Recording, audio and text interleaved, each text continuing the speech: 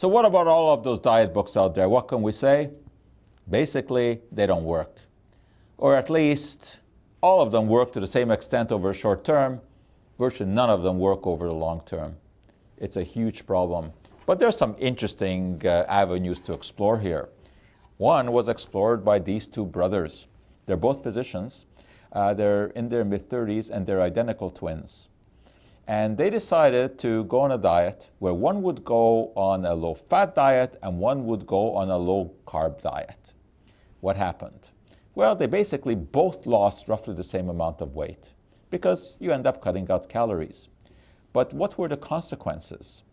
Well, it turned out that the low-carb diet led to a slowing in terms of mental processes and also physically, constipation, muscle mass was lost. And on the low-fat diet, that twin was more alert and he had more energy. So that's interesting, that there are these biochemical differences, but the amount of weight lost was roughly the same. And what was their advice? Avoid processed foods that are loaded with fat and sugar because both of those can lead to weight gain. And if you cut out both, that's how you lose weight. But the diet books, of course, try to be very specific and they play around with the various compositions of the calories.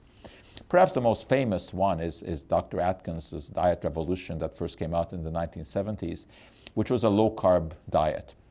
It's what we call a ketogenic diet because when you don't burn carbohydrates as fuel, because you're not supplying the body with it, you end up burning some fats for fuel, and that leads to the production of what are known as ketone bodies, things like acetone. Sometimes you can smell this on the breath. And ketogenic diets do lead to weight loss.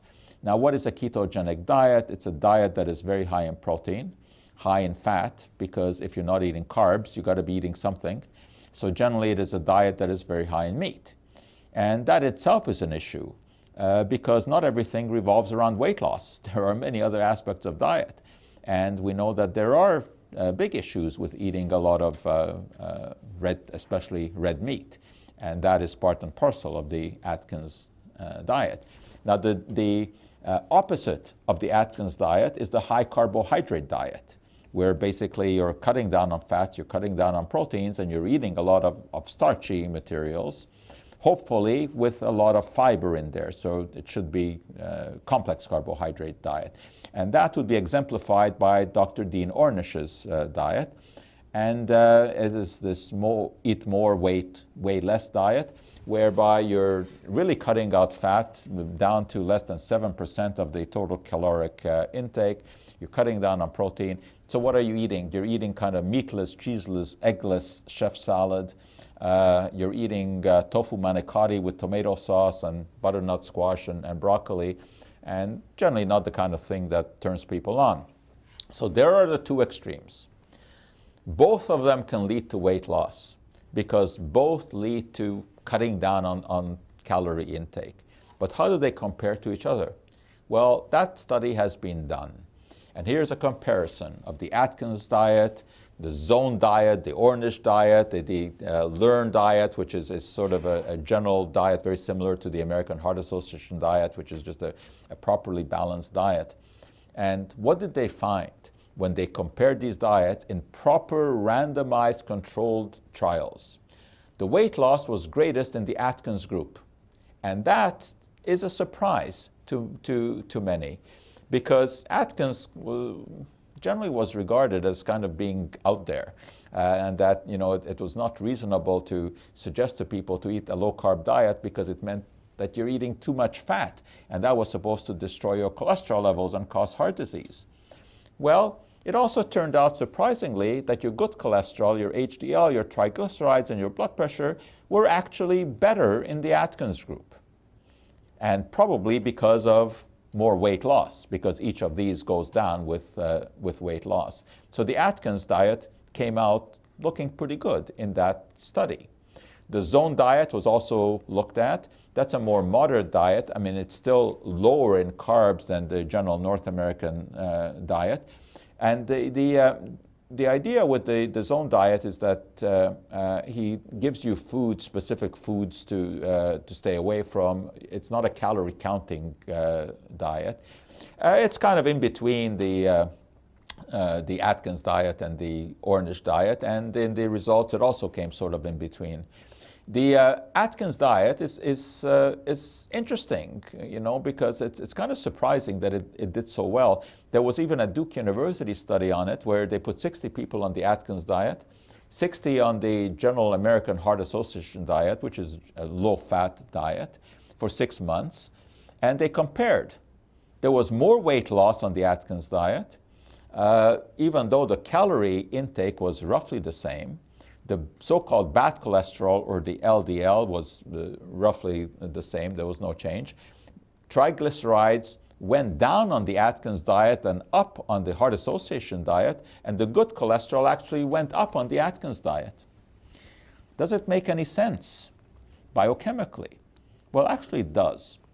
Let's take a look at the carbohydrate metabolism for a moment. When you eat carbohydrates, they break down to simple sugars, mostly glucose. And of course, this is more likely if you eat simple carbohydrates like sucrose. When you eat the more complex versions, it's harder to break them down. Glucose then causes insulin to be released from the pancreas. That insulin allows glucose to be absorbed, and glucose can be absorbed into muscle cells where it can be used for energy. But if there's too much insulin in the blood, then those receptors become overwhelmed, and that's when we have what we call insulin resistance. What happens to the glucose then? It can't be absorbed into muscle cells because they become resistant. It gets absorbed into fat cells and it's converted to fat. So if you cut down on carbohydrates and you have less glucose floating around in the bloodstream, then you're forcing the body to use stored fats for energy.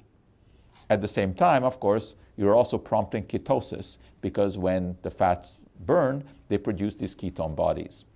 So there's some biochemical rationale for the Atkins diet, but there are problems, and that is that the diet is deficient in fruits and in fiber, and it puts extra burden on the kidneys, but it will result in weight loss.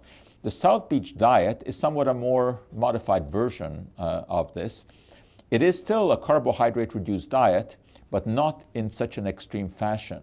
And what this cardiologist, who's the author of this book, suggests is cutting down on bad carbs, the ones that are more likely to put more glucose into your bloodstream, things like potatoes and bananas, but there's no need to count calories. He basically relies on what we call the glycemic index, which is really a measure of how effectively food delivers glucose into the bloodstream. In this case, the standard is glucose itself at 100, and you can see that baked potato actually delivers glucose into the bloodstream more efficiently than glucose itself.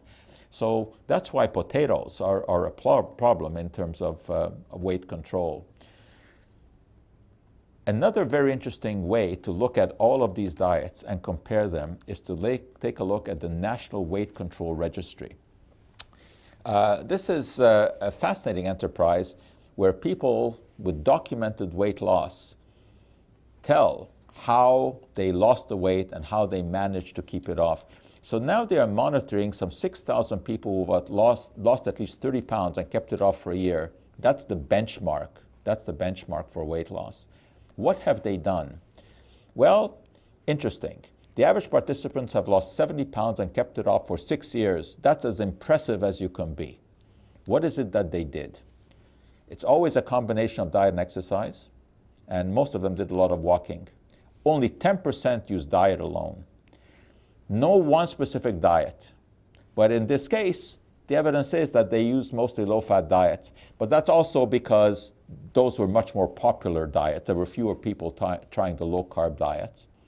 They ate breakfast every day. Interesting, because not everyone does that. And they frequently weighed themselves. That's an important feature because you're constantly monitoring yourself. And they watch a limited amount of TV. That, of course, is a benchmark for exercise. But the bottom line here is that the laws of thermodynamics will never be repealed. Although not all calories are the same, because we've seen that in terms of metabolism, some foods, even though they may have the same calorie content, take more energy to be metabolized. But there's no doubt that you've got to cut metabolizable calories in order to lose weight. And this can be done no matter what you eat, as long as you're eating less than what you've eaten before. For example, you can go on a Twinkie diet. It was done. This nutrition professor lost 27 pounds basically eating a lot of Twinkies, but of course cutting down on other things. So it's the overall calorie content that mattered. Similarly, you can go on a Subway diet, and as long as you eat only a limited amount of Subway sandwiches and cut out everything else, yes, you can lose an impressive amount of weight. And that can even be used as, a nice advertising feature. This is also the secret behind things like Nutrisystem, where they will guarantee that you lose weight as long as everything that you eat is purchased from them. And that's because then they know exactly the calorie content of the food. And calories in and calories out, that's what matters. And if they can control the number of calories you're taking in, they can guarantee weight loss. The trouble is that most people are not satisfied with such a low calorie intake. But you don't have to sign up for those programs. You can go to something like Lean Cuisine and 300 calories per meal. The only problem is that it's very small servings. But if that's all you eat, you are going to lose weight. People, however, want simple answers to complex problems. And they think that if they're just going to, for example, cut out soft drinks and replace them with diet drinks, then that's the answer to weight loss. Well, in theory, yes, you're cutting out the calories. It should work. But what does the evidence suggest? There have been a number of studies done on diet drinks. And one would think that if you replace regular drinks with diet drinks, especially given the amount that is consumed in North America, that there should be dramatic weight loss. Unfortunately, this is not what we're seeing. People who drink diet drinks don't lose weight dramatically. And why is that? It seems that drinking or eating anything sweet triggers the body to wanting more of that. And you kind of get addicted to that. Now, when you drink a sugary beverage, your appetite is stimulated by the sugar, but you're also getting the calories from the sugar that will then curb the appetite. Whereas if you're drinking a diet soda, the argument is, at least by some people, that you're getting the sweetness, but you're not getting the calories, and therefore your appetite is never terminated. All right, well, we've explored a lot here. What is our conclusion? What can we really recommend for efficient weight loss, given the fact that none of these diets work over the long period? So what does?